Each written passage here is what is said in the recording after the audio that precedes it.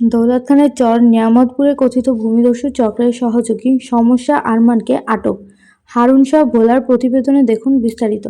ভোলার দৌলতখান উপজেলার চর নিয়ামতপুর মুন্সির চর এলাকায় কথিত ভূমিদস্যু চক্রের একজন সক্রিয় সহযোগী আরমান ওরফে সমস্যা আরমানকে আটক করেছেন স্থানীয় জনগণ।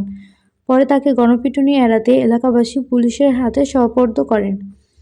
চর নিয়ামতপুর ইউনিয়নের কথিত ভূমিদস্যু চক্রের একদল সদস্য দীর্ঘদিন ধরে লুটপাট চালিয়ে আসছে। তারই ধারাবাহিকতায় ২৭শে নভেম্বর বৃহস্পতিবার লুটপাট সময় স্থানীয়রা ব্যারিকেড দিয়ে আরমান ওরফে সমস্যা আরমানকে আটক করতে সক্ষম হয়।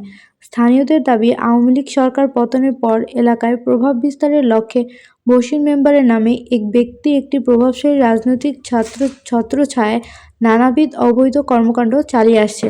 বশির মেম্বারের নেতৃত্বে দীর্ঘদিন ধরে উক্ত চর এলাকাগুলোতে জমি দখল, রাহাজানি, ডাকাতি, নারী নির্যাতন, মাদক ব্যবসা সহ অসংখ্য অপরাধের নেতৃত্ব দিয়ে আসছেন এবং দীর্ঘদিন ধরে বশির মেম্বারের কথিত অত্যাচার ও দখলবাজি কর্মকাণ্ডে তারা চরম নিরাপত্তাহীনতায় ভুগছেন। আইনশৃঙ্খলা রক্ষাকারী বাহিনী জানিয়েছেন, অভিযোগ যাচাই বাছাই করে পরবর্তীতে আইনগত ব্যবস্থা গ্রহণ করা হবে।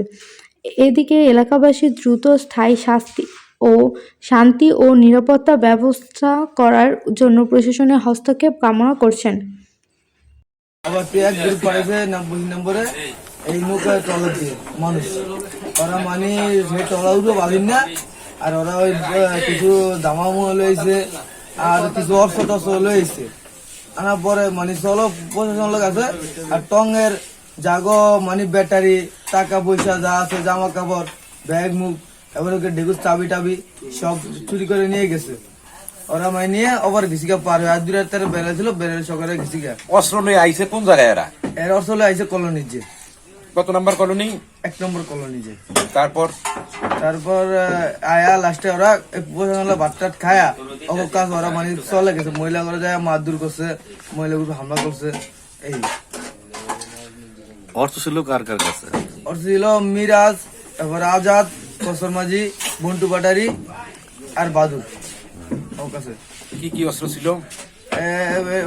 2টা শিখা মানে শুটার আর 2টা শিখা চড়াগুল্লি মানে যে মানুষ। রিন্তি ইসলাম, ITV বাংলা।